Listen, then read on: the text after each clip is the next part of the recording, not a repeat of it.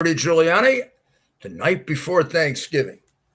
And we're here with Talk with the Mayor.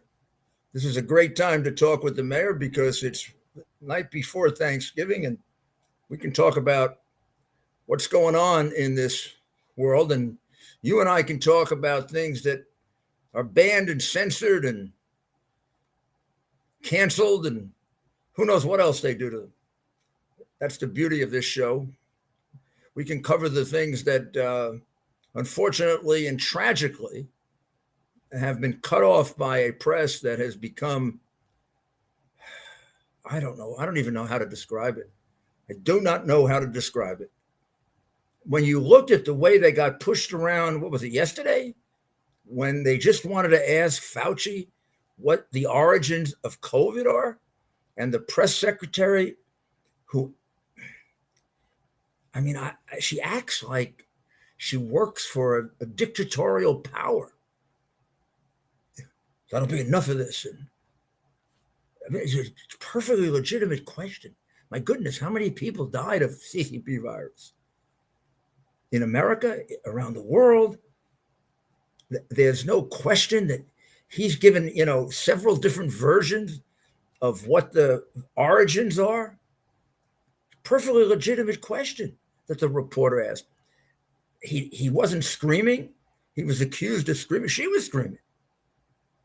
And then the African reporter, Simon, who's been critical, I guess she was sore at him because he did a piece recently in which he said that it's a big shock to him to be at the White House because he always thought America was a democracy. And he talks about the terrible treatment they get. And the amazing thing is, there has been no presidential candidate or president that has had more things covered up that could have ruined him than Joe Biden. Usually a president or presidential candidate has to worry about things being exposed either that aren't true or exaggerated, at least exaggerated. Biden has committed more crimes than anyone that I can think of that has recently gone to federal prison. And they're all covered up. He had a hard drive of computer covered up that was probably one of the most relevant pieces of evidence about a president during a presidential election ever. And they covered it up for him. Well, we can go into all of that. Ted was out today searching for turkeys for Thanksgiving. He wanted to have a wild turkey. So I don't know. He's going to call in.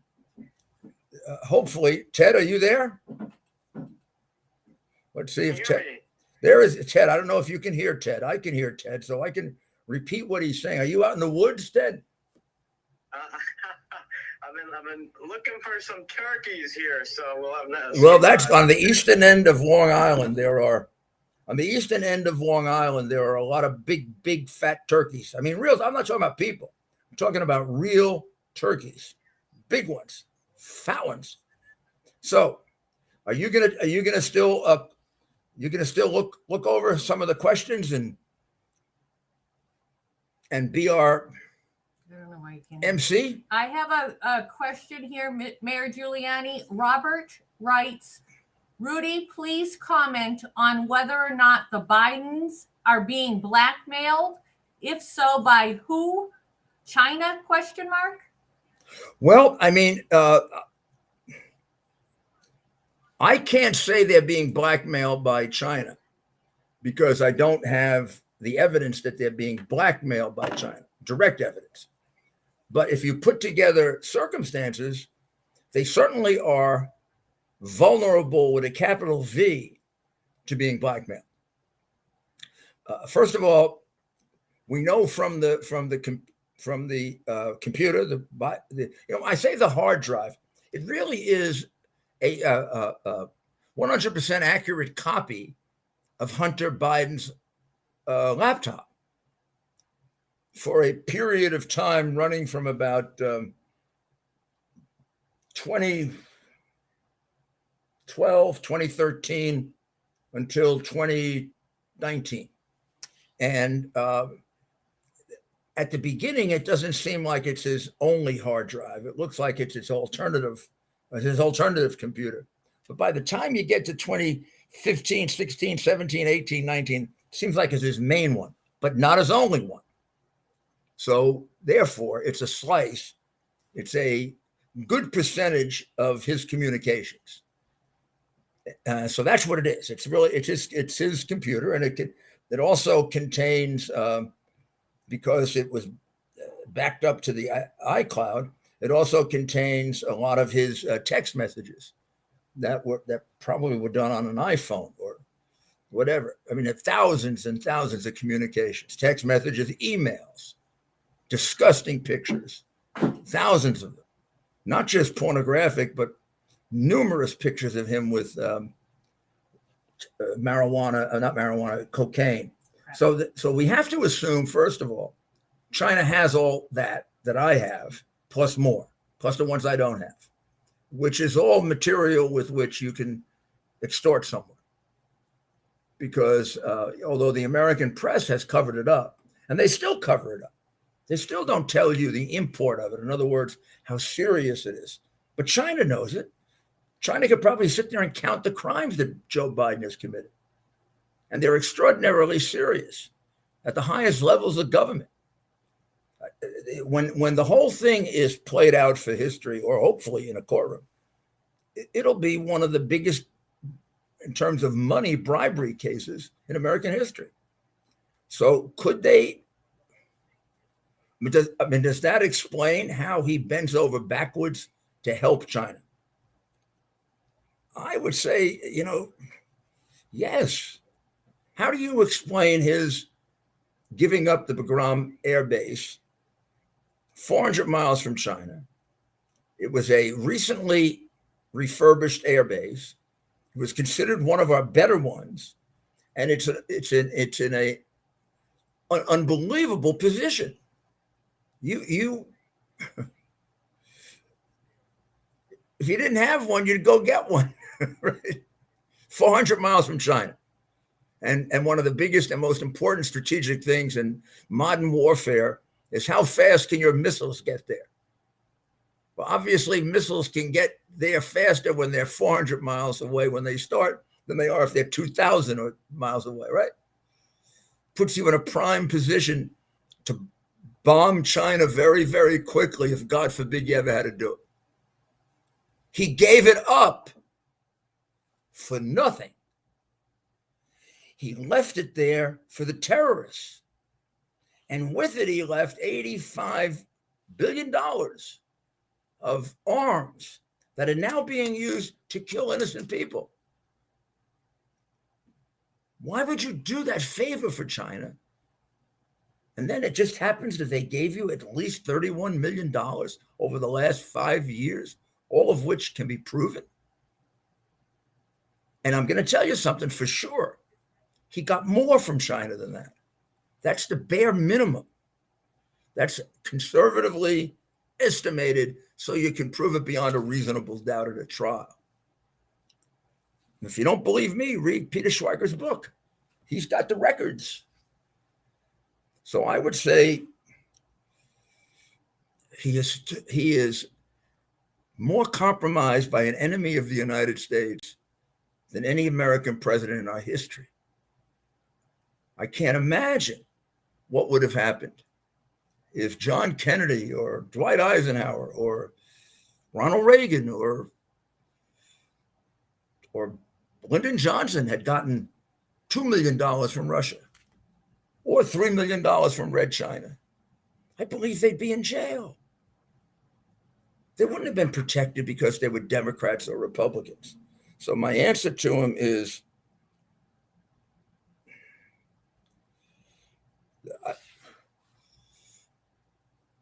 you can't give a definitive answer because there isn't a definitive piece of proof. For example, if you ask me, did Joe Biden get a lot of money from his son? I can tell you yes, because there's a definitive piece of proof. There's his son's admission in his text to his daughter, who I believe is the one who got married the other day, in which he says in 2019, I've paid all the expenses of this family for the last 30 years, and Pop still requires me to give him half of my income.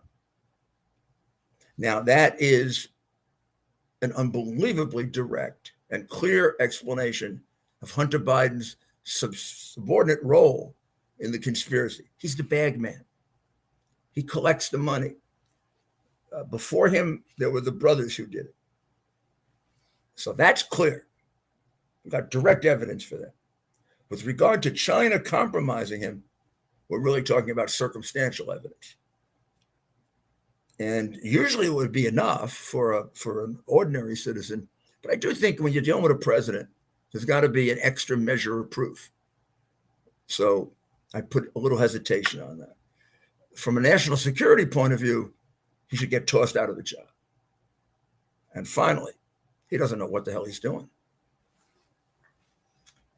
Mayor, you have people from Kansas, Indiana, Texas, a lot of people saying happy Thanksgiving and thank you for everything you do.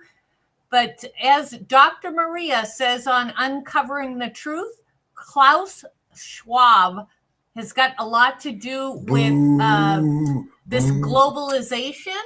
And David would like to know what you think of Klaus Schwab. I'm showing people. In the Economic Forum. I think Klaus Schwab is a clear and present danger to the present existence of the United States of America in the form that we know it. He is one of the people, along with Soros, that wants us to dissolve our nationalism. I don't know if you know this, but Soros, who is responsible for the death of so many people in American cities that are overwhelmed with crime, because he put these ridiculously warped district attorneys in charge. They believe in a one world government, and they are very, very much against nationalism, particularly American nationalism. They always try to suggest that it's some kind of Nazism or some kind of, I don't know when loving your country became Nazism. I mean, loving your country is a beautiful thing if you can love it, if it's a country you can love. America is a country you can love. So what they would like is for us to get rid of all these things that get in the way of their one world government, separation of powers, states having rights, people having rights. I think he is a very dangerous force for the disintegration of the American Constitution. He's a real, whether he does it consciously or not, he's done a great deal to undermine the whole idea of a sovereign United States of America. And it's done in a very subtle way. And it influences a lot of the big corporations who don't really need much influence, because you want groups that are sold out to China. My goodness, how about the NBA? I mean, they might as well be playing basketball, and I wish they would move to China. Oklahoma, Tennessee, say hello, Mayor. Also, John says that Klaus Schwab said we're on track for one world government. Well, he may be on track for one world government. I'm not. How about you guys? Are you on track for a one world government? No way! It's so totally ridiculous. A one world government will be dominated by China, because it would mean the disintegration of the United States. And China's not going to accept equal status with other countries. In fact, Xi Jinping has told you that, stupid people. This is like Hitler all over again. It's like Stalin all over again. It's like the Islamic terrorists all over again. They tell you what they're going to do, and you don't pay attention to them. Xi Jinping has said that by 2048, he wants to He wants to be the dominant nation in the world. What that means is he wants to run the world for communism, because he is, unlike Putin, who's a more complex version of all this, he is a dedicated communist. And I just don't see how you can avoid that, or why you should avoid it. And make believe it wasn't said, or make believe you can have like a very fair arrangement between all different governments, when China has killed 80 million of its own people. China's is practicing genocide right now as we speak. I was extraordinarily disappointed today to see, and I may have it here with me, to see that Michael Bloomberg, my successor, who I've endorsed for mayor of New York City, and I don't mind telling you that got him elected. He may not want to recognize that, but at the time I was, unnaturally popular because of 9/11. I was like an 80 or 90% approval rating, and I endorsed him, and I never regretted endorsing him. He didn't do all the things I would have done as the mayor. I would have done some things somewhat differently. I do think some things disintegrated under him, but not worth mentioning because he did the big things really well. Because he had Ray Kelly as his police commissioner, and I give him credit for picking Ray Kelly, because he wasn't an expert on law enforcement like I was. He was an expert on the economy. So he picked someone who could help him with regard to law enforcement. He picked a great one. He picked Ray Kelly. And Ray Kelly did a great job. And here he is. Bloomberg apologizes for Boris Johnson's speech criticizing communist China.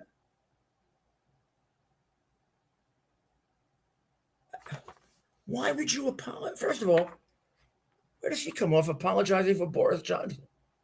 Boris Johnson was a head of state. He could be a head of state again. I mean, he looks like another Bibi to me, who's going to be back about 3 times. And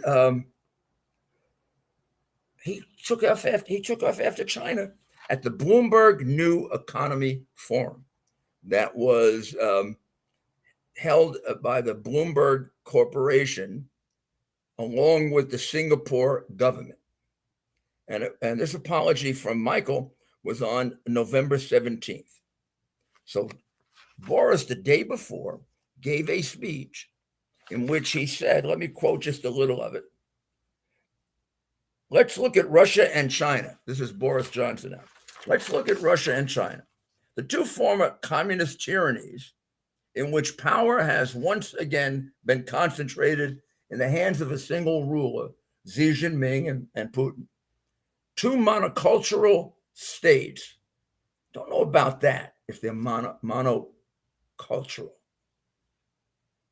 In fact, they're multicultural, but there is a dominant culture they want to impose. Well, in the case of China, it's communism, and in the case of Russia, it is Russian nationalism. That have been traditionally hostile to immigration. Well, that's particularly true of China, but also Russia, and that are becoming increasingly nationalist in their attitudes. Not correct about China, by the way. You'd be surprised. I mean, the Chinese Communist government rejects the Chinese cultural past, but that's a much more complicated discussion of communism. On the other hand, that is a correct description of Putin, who much more wants to recreate the Russian Empire than the Soviet Union. So, I mean, there's some of the things here you would disagree with. I would, and I've debated Boris on a much less weighty subject, which is the greatest city, New York or London. And but I mean, these remarks are worthy of consideration and debate and discussion. Johnson said China and Russia are willing to show, this is a quote now, a candid disregard for the rule of international law and two countries that in the last year have demonstrated the immense limitations of their political systems by the disastrous mistakes they have made. And Johnson later clarified that these were statements against the Chinese authorities, not the country or the Chinese people. I think his remarks were quite clear, by the way, that they were aimed at Xi Jinping and Putin. I don't think he even had to clarify it, but in the politically correct world we live in, you got to clarify anything.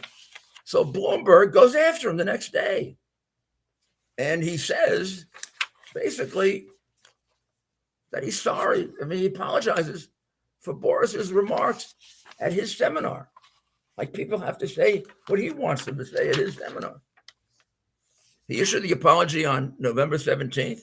He said those were his thoughts and his thoughts alone. Yeah, it's pretty clear they were. Not cleared in advance by anyone or shared with me personally. Why would he share it with Michael personally? But the head of the English government has to go to Michael and say, personally, I'd like to share with you my thoughts so I can express them. Well, I mean, have we just given up all First Amendment values? Then Michael said, to those of you who were upset and concerned about what the speaker said, you have my apologies. This is like kissing the ring of the Chinese Communist government. Must make a lot of money in China. Wow. You're apologizing for a government that's a system, a CCP that has killed 80 million people.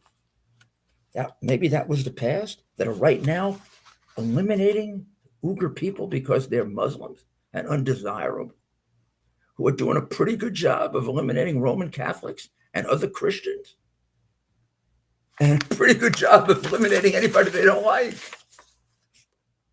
They also did a pretty good job of kind of cleaning out the world by sending COVID virus all over the world deliberately. Now you want me to believe that wasn't deliberate? They locked down China and they let everybody from China travel to Italy and to Europe and to the United States. And when Trump is onto them and closes them down, they get all their allies in the United States to, as one, condemn Trump for being a racist and xenophobic. Biden called him xenophobic. Biden doesn't even know what xenophobic means. Somebody had to write that for him. I was actually proud of Biden that he was able to pronounce it better than the Biden I remember. Biden I remember before he became Senator was the dumbest man I had ever met. So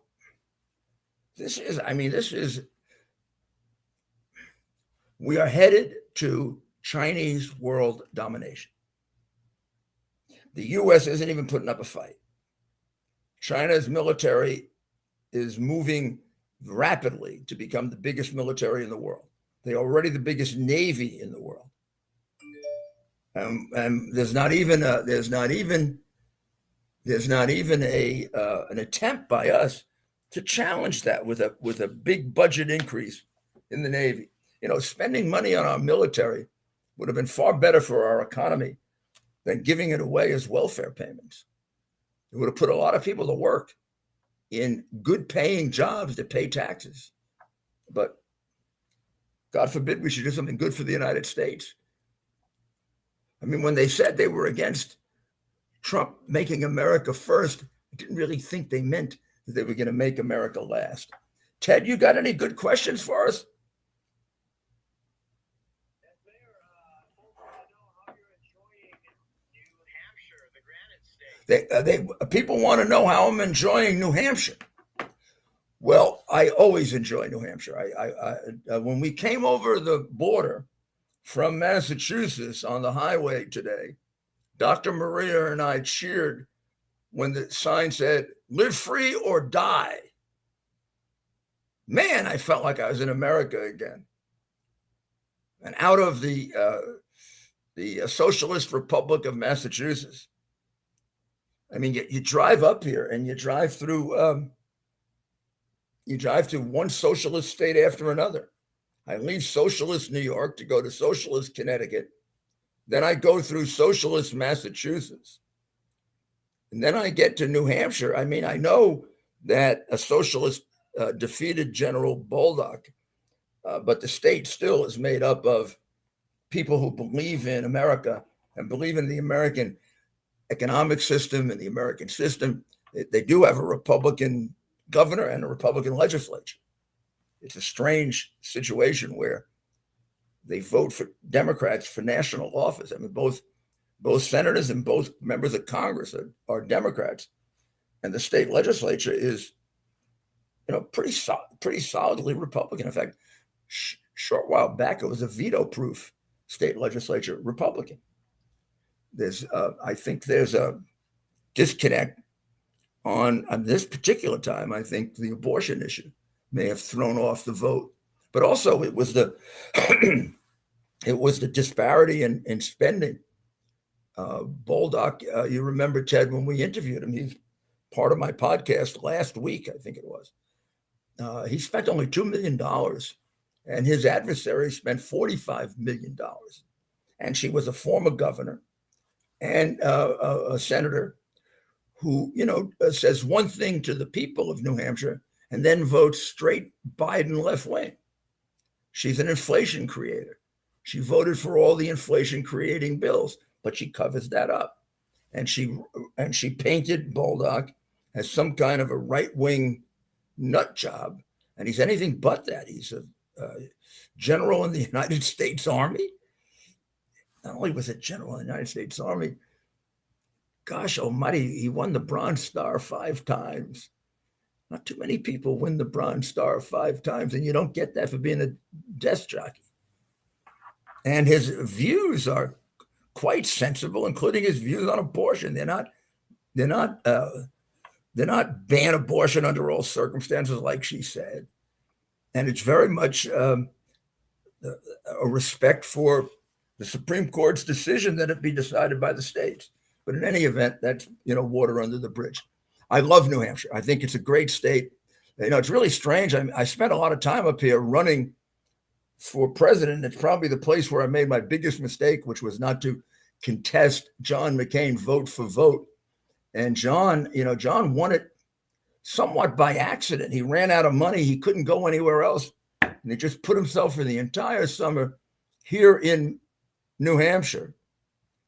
And he took New Hampshire away from me and Romney, who I think were running better than him when we started. I was ahead here for a while. And it slipped away from us. By the time we focused back on New Hampshire, he had been here for 3 months. And that's what you got to do in New Hampshire in the primary. That's my advice to any of the candidates. You spend time here, you're going to be rewarded. And I spent time here. I thought normally it would have been a lot, except for the fact that John camped out here because he had to. And then, of course, the surge worked just at the right time for him. In fact, you look back on that race, it really is a race of timing. I mean, I was in 11 debates, which I'll never regret. I mean, they were great with Huckabee. Huckabee's the funniest guy you ever met. And I was running against him, and I fell in love with him. I kind of wanted him to be president because it would be funny. I once told him he couldn't drop out because if he dropped out, I'd fall asleep during the debates. But I love New Hampshire. It's also a beautiful state. I don't know. You go up to the northern part of New Hampshire, those mountains are equal of Europe or the West, or they're just the White Mountains are just gorgeous. They're gorgeous. But the people are unusual. They really are. They all have PhDs in politics. You can go to any. I like going to this cigar store. You go in there and you can always find somebody to have a good debate with, and it can just be a Republican like you, and you have a good debate. But they're all. You don't have these things like when Jesse Waters would go out in New York and he'd say, "Who's the president?" and somebody say, "Abraham Lincoln," or who was our first president? Barack Obama. I can't believe it. But when you look at the quality of education in New York and the Communist Teachers Union that dominates it, you understand why. I do want to say something, Ted, about, there's a great American philosopher that has a quote that I don't know, it might be the most relevant quote to the things that are going on now. You almost can use it every day 3 or 4 times. And in this particular case, it refers to the new special counsel who's been appointed, who Newt Gingrich has described as a left-wing hatchet man. Now, this is deja vu all over again, in the words of Yogi Berra. This is Mueller again. Now, in the case of Mueller, Mueller was not a left-wing hatchet man. He just hired 18 left-wing hatchet men and women because if you watch them testify, I've known them for years. He and Joe Biden could have a good conversation. They both have lost. Mueller not as much, but Mueller was not the Mueller I knew 20 years ago when I first met with him, even when I was counsel for Trump. He was all confused about whether he could indict or not, and whether he was going to indict or he didn't have the power to indict. The power to indict remains with the attorney general because we did away with the special prosecutor. He was even part of that debate. Didn't seem to remember it, know it. I mean, the appointee here is a poor excuse for an independent person. This is a guy that's been deeply involved in left-wing politics, and he was appointed by Merritt Crooked Garland on the theory that in the best traditions of the department, he's independent. My backside, he's independent. From in the Justice Department, he prosecuted the Republican governor of Virginia and on extortion charges, which was unanimously reversed by the United States Supreme Court. I tell you, I've never had a case unanimously reversed by the United States Supreme Court based on the boundless interpretation of the federal bribery statute, which means he stretched it beyond its meaning. That is exactly what the left-wing poor excuses for honorable lawyers who have records of all kinds of integrity problems. It's exactly what they did for Mueller. They took laws and stretched them beyond. Even collusion had legal scholars wondering, what are they talking about? Collusion is not a crime. And it's based, and that crime was based on the federal finance laws, campaign finance laws. And the theory is a foreigner cannot make a contribution to an American campaign. Therefore, they can't contribute information. The difficulty with that is half the scholars believe that doesn't apply because you can't put a fixed, you can't put a definitive value on information. And they have values that trigger it. So half the scholars say the law doesn't apply and half say it does. And here's the interesting part. The Justice Department insists that it does. The commissioners of the Federal Election Commission, most of them who have written on this say it doesn't. The courts have not really had to interpret it because people pled guilty. However, very interestingly, Mueller doesn't agree with it. In his final report, in a little noted part of it, because I memorized the darn thing, stayed up all night reading it in the Justice Department because they wouldn't let me take it out of the Justice Department. Mueller concluded that it would not be an appropriate area for criminal prosecution because the question of whether you can quantify information is too murky. So there you go. That is a boundless interpretation of the campaign finance laws, which is exactly what this guy did. in convicting the sitting, well, he wasn't sitting, I think he was indicted when he was sitting, if I recall correctly. I think he was. So Jack Smith was the lead prosecutor in that case. And we begin our analysis of him with his indictment of a sitting Republican governor in a state that the Democrats desperately wanted back for a crime that involves a boundless interpretation of the federal bribery statute and was reversed unanimously, including all the liberal justices of the United States Supreme Court. And you make him the special counsel.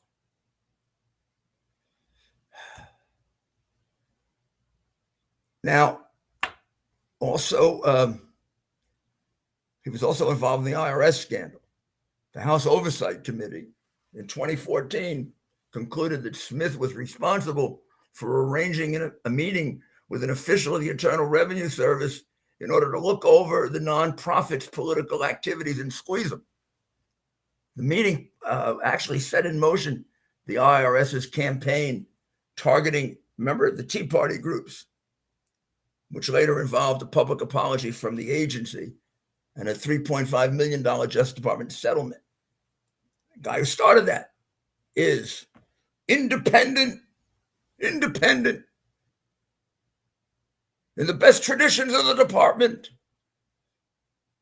Best tradition, Jack Smith, in the best traditions of what did Trump used to call them? The 18 angry Democrats that were appointed by Mueller. Couldn't find a Republican to appoint. I mean, this is ridiculous to appoint a guy like this. He's a highly politicized prosecutor, highly biased toward Democrats. His wife, another whole other story. His wife is like another left-wing activist. So, what are we on our way toward? We're on our way toward a frame job, like we did with Mueller. 3 years of Mueller investigating something that they knew was untrue when they started investigating it. Russian collusion. We got any more, Ted? Mayor, lots of questions coming in. You got to talk. Can you talk a little louder, Ted? As loud as I can talk. Can you hear me? I put you right next to the microphone. Okay, great, Mayor. A lot of people. Any turkeys yet? You got any turkeys yet? Questions coming in here. Did you get any turkeys yet? Mayor, we have Jamie. Jamie wants to know, you having turkey tomorrow? Of course, I'm having turkey tomorrow. How old am I? 22. Hasn't been a year in my 22 years when I haven't had turkey on Christmas. It would be a sin. I'd have to go confess it to a priest. No, it's not a religious holiday. I forgot. So turkey tomorrow, and then wait for Christmas you also do turkey? Did you say? Christmas I've done other things. I mean, depending Christmas on ham. when I say do it, I Turkey, wouldn't know. I wouldn't know how to cook these things. I always find somebody to cook it for me. My grandmother, my mother used to when I was younger. Now anybody that'll take me in because I'm an orphan. And then of course, football tomorrow. The Giants and the Cowboys. I went to the first 5 or 6 opening day games between the Giants and the Cowboys in the new stadium. And the Giants won 4 in a row. And I was considered by the Cowboys management was trying to figure out how to keep me out because I was bad luck. Then all of a sudden they turned it around and they won like 2 in a row. And then they wanted me to come back. I stopped. But those are great games between the Giants and the Cowboys because they both get up for it. Problem the Giants are going to have, Ted, as you know, they played on Sunday. They lost, which is not bad. You can always come off a loss with a win. But they had like an unnaturally short week. And that is really tough on a football team because a lot of these guys, they need the week to be able to walk again. course, they're taking on the Cowboys. Both teams are 7-3, so that's a big game. And that's tomorrow at 4:30. So if people that want to watch football, let's say they want to watch the Cowboys game, it starts at 4:30. You recommending they eat before, during, or after, or is that just going to be a... I personally recommend eating before. I think a 12 or 1 o'clock, I know it's kind of early, Thanksgiving feast is better than a 4 o'clock Thanksgiving feast. You get more time to digest it. And then maybe you'll have a little left for seconds at night, you know? And if you invite me, you have to leave one drumstick for me. I would only eat the legs if I could. I love turkey. I just love the dark meat on the turkey leg. What is your favorite side for Thanksgiving? After, of course, there's turkey. I don't even need a side. I like turkey so much. Of course, I like all of them, but I don't need it. In fact, I think you should just have 2 or 3 turkeys, and then I can have 3 or 4 legs.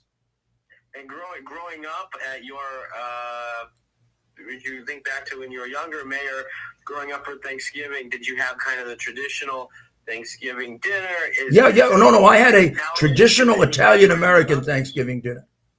We have a traditional Italian-American. Yeah, so we would have like lasagna first, or ravioli, or usually something more substantial than just pasta. But something like that. But usually lasagna before, and an Italian salad. And then a regular turkey dinner with cranberry sauce and potatoes and stuffing. And cranberries be served, Mayor. There's a lot of debate. Of course, you have the cans. People will use the can of cranberries. I have no idea. I just eat it. I mean, occasionally I walk past the kitchen. I don't remember seeing too many cans, so I don't know where they came from. As far as I know, my grandmother went out and picked them. Is the pie, the dessert, and your family was dessert a big thing for Thanksgiving? For some families, right? People, you eat so much. I mean, I guess. Yeah, the desserts would happen later at night usually. Usually, what would happen is people would eat too much, and some would watch football, and some would take a nap, and some would watch football and take a nap, right? And then they'd revive for like 7 o'clock at night and have a little more food and dessert and stuff like that. How big was your Thanksgiving dinner growing up? How many siblings did you have? I have no siblings. I had a lot of cousins, and I spent different Thanksgivings with different sides of the family. My mother's, my father's. One side of the family, we played football every Thanksgiving. And when I had Thanksgiving for my family at Gracie Mansion, we played football every Thanksgiving. Because Gracie Mansion has a big backyard, the biggest in New York City, and big enough to have a somewhat abbreviated football field, a 50-yard, maybe 70-yard football field. And then when they got really big, we left Gracie Mansion, went 2 blocks away to the Green, which is a facility, and we'd actually play there. And who would all play outside on top of family, of course? Oh, I'd invite some of the people that worked for me. Some of my deputy mayors, and like my chief deputy mayor was my best friend, and also grew up with my family, Peter Powers. Are we talking 2-hand touch, flag? Two-hand touch that always ended up in 2 or 3 injuries. Wow. Always. I mean, people play it too hard. And then also the same thing with Super Bowl Sunday. I would have it at Gracie Mansion, and I had people injured there like Roger Ailes, Rush Limbaugh, who by the way were both very good athletes. You should know. Roger once caught a pass. This was at a different venue where we played up in Westchester. He once caught a pass of mine in the snow, and then he fell right in the snow and was buried in the snow. Roger Hale played in your annual Turkey Bowl. Yeah, until his legs were too bad to play, and then he'd watch and make fun of people. Who are some other names that participated in this annual Turkey Bowl that people might recognize? Well, it wasn't Turkey Bowl. Roger participated in our Super Bowl Sunday game. Turkey Bowl was Super Bowl Sunday. Wow. Yeah, we played. We would play every Super Bowl Sunday. We played before the game, and that got to be really big because people found out about it. And they all wanted to play, and it got to be kind of mean too. Ooh. You ever do anything, cops versus firemen, anything like that? I played on the police department team that played the media a couple of years ago at Yankee Stadium. I was the pitcher, and we won 3-2. So I pitched one time at Yankee Stadium, and I have a 1,000 record. That's what I tell people. And the coach the coach of our team was Joe Torre. Oh wow! There's a great pitch. There's a great picture. There's the last guy at bat, and there's the tying and winning run on base. And Joe comes out to talk to me, like asking me, do I feel tired? Do I think I need a relief pitcher? I told him, go to hell. You struck him out. No, he grounded out. You know who was playing third base for me? Chris Christie. And I'm kind of mad at Chris Christie now because he said some things about me that are just not true. But in any event, I know he's heavy. He's a good athlete. I imagine he could have, when he was younger, he covered a little more of third base. But when he could get to the ball, he had a nice arm I think he made the last out. And it wasn't like an easy out. It was like he had to move a little. Well, I know one controversial thing about Chris Christie, who of course is a former governor of New Jersey, where the New York Giants and New York Jets play. He is in fact a Dallas Cowboys fan. Is that true? Yeah, that's one of the weird things about him. Yeah, right. You got the Giants and the Jets, and of course, I'm sure in South Jersey you have a lot of Eagles fans. There are plenty of teams to root for that have a connection. I mean, I don't think there's anybody else in New Jersey who's a Cowboys fan.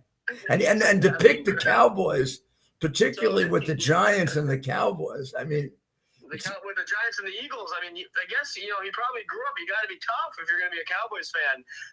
But the Eagles hate the Cowboys as much as the Giants hate the Cowboys. So you're irritating the Giant fans in northern New York. You're irritating the Eagles fans in southern New Jersey, who often compete for the Eastern Division title with the Cowboys.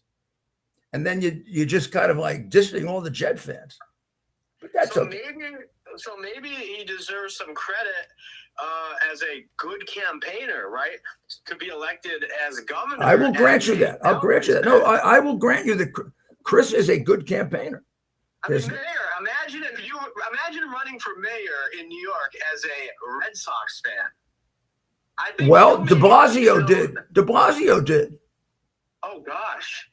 He got elected because he's a Red Sox fan, but he's a communist. So New York was all excited about having a communist as mayor until they got him, and he turned out to be the worst mayor in the history of the city. He was a communist.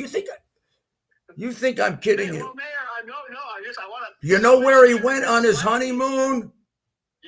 He went to Cuba. He went to Cuba on his honeymoon. Who goes to Cuba on their honeymoon but a communist? Former Mayor Bill de Blasio went to Cuba on his honeymoon. That's very romantic, huh? Cuba on your honeymoon. Wow.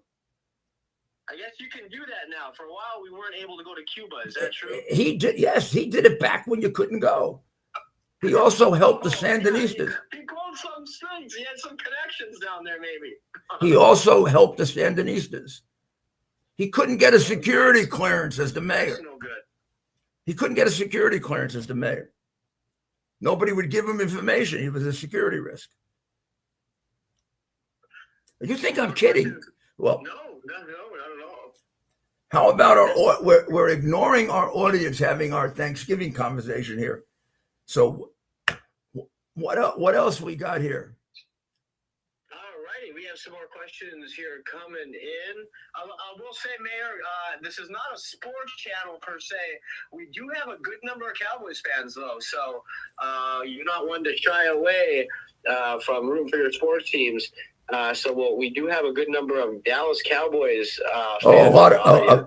Some of my best friends, as they say, Roy Bailey, who I have to call him back. He called me to wish me a happy Thanksgiving. Roy lives in Dallas, and he and I have gone to many Dallas Cowboy games at Giant Stadium, Dallas. In Dallas, we argue over the Dallas Cowboys and the Giants all the time. I mean, you talk about the Red Sox, right? So if you go back a number of years, those players on those teams are almost like your own players because they're part of your life. Like I was a Yankee fan in Brooklyn. I was the only fan within, 30 miles of me in Brooklyn. And now I have like real fondness for the Dodger players. I mean, I remember them almost like they were my players too, because they were the opposition. Gil Hodges, I worked really hard to help Gil Hodges get in the Hall of Fame. Also because he was a great manager for the Mets. He won that first world championship for the Mets. He was a great manager for Washington. And I got to know his wife really, really well. Beautiful, wonderful woman. Great family. I got to know the Mrs. Jackie Robinson, Mrs. Pee Wee Reese. Helped to raise money to build a statue for them. So you get, they're the players of your childhood, and they're sure they weren't the ones you rooted for, but they were involved in all the big moments, I think I go back to the Dallas teams that played Green Bay. Remember those games? The two games that Green Bay had to play to get into the first two Super Bowls. Dallas. Yeah, the Dallas was the real opponent. I mean, Dallas almost stopped them both times. That's right. Right before the AFL-NFL merger, they played the first two Super Bowls, and played the Dallas Cowboys. Like you said, Mayor, that was kind of considered the first game was Dallas almost won that game. The second one, I think Green Bay won by a little bit more, but they still were much better played games than against the AFC. That's right.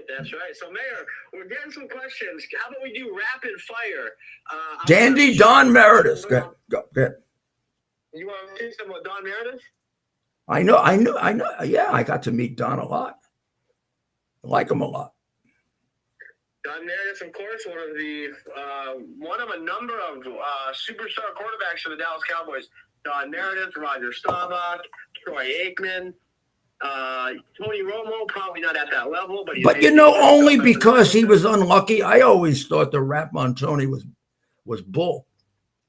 That he couldn't win. It comes down to the end of a game. We were talking about that the other day. I actually think interception should be rated differently. I think a quarterback who throws an interception in a game that you got to come back in is not so much making a mistake. He's taking a risk. A quarterback throwing interception in the first quarter or the second quarter when the game is tie or close, that's a mistake. But when you got to throw the ball and there's no choice, and and you got to hope to get it through two defenders you got to just throw the damn thing. Otherwise, the time's going to run out. That's a different kind of interception. But that's Rudy Giuliani on football. So we'll do a couple rapid fire questions, but to kind of close out that conversation, yeah. You believe it's possible for otherwise would be a truly great player to be put in such a poor situation, maybe poor team, different reasons. Sure. They never win. So some quarterbacks that never win the big game. Look at Kelly. Sometimes it's completely out of your hands. Kelly, you couldn't have had a better quarterback than Jim Kelly. Now, he was my client, so I'm somewhat prejudiced. He's also a great man. 4 Super Bowls. Lost all 4. And the first one he lost to the Giants because his kicker missed the field goal. That's right. That was 4 in a row, right? The Buffalo Bills went to 4 Super Bowls in a row. And they lost all 4. and the missed kick by I don't know, was that Anderson, one of the Andersons? No, I don't remember who it was, but it was. I mean, I don't even want to mention the poor guy's name. I mean, Buffalo, it didn't matter. They cheered for him when he came back. I called my friend in Buffalo, who's a Supreme Court justice there. Scott Norwood. Yeah, Scott Norwood, very good. I called him up the day they had the parade in Buffalo. They came back and they cheered for him. I said, in New York, they'd have killed the poor guy. Wow. So go ahead. What do you got there? Let's do some rapid fire questions. We're getting some more questions. We're talking about cigars. Well, we were talking about Cuba briefly, Mayor, and that sparked an interesting question. What is your favorite cigar? Padron, Fuente, Rocky Patel. Those are the big three. I like a lot of other ones. I like a lot of other ones too. Just a few more minutes here, and ladies and gentlemen, join us tomorrow morning for some live coverage of the Macy's Thanksgiving Day Parade. It will be commentary free, so if you want to tune in and just catch some great images of the balloons, this would be a perfect family, something to put on for your kids, right? We'll be covering the parade live, and you can comment. Let us know what you'd like to see. You can help direct where we put the camera. We want to make sure. I really recommend that. I'll tell you why. You want some inside information about the Macy's Thanksgiving Day Parade, which of course was secured by the New York City Police Department. It's quite an endeavor, right? There's a lot of people to keep safe. So you don't really get the flavor of the parade when you watch it on NBC, because they really, in front of Macy's, they build a stage, and half those people who perform haven't marched in the parade. They just show up for their live NBC, like most of the things on NBC, it's fake news. They really didn't march in the parade. You want to see the parade, you gotta go to one of the other channels, or I don't even know who covers it, because the real parade is different than what you see. They'll show you some pictures of the real parade, but then they go to the latest Broadway this and the latest Broadway that, or the newest record, and none of those people were in the parade. Every once in a while, one of them goes in the parade because they're a real person, but most of them don't. So you're not really getting the flavor of the parade. So if you go to anybody that goes to the parade, I always tell them they don't know it. Go to Columbus Circle, because Columbus Circle is where the parade makes a turn off Central Park West, so that it comes down on comes over to the east side, and it comes down in front of Macy's, which is on the east side. So there, the parade has to halt a little.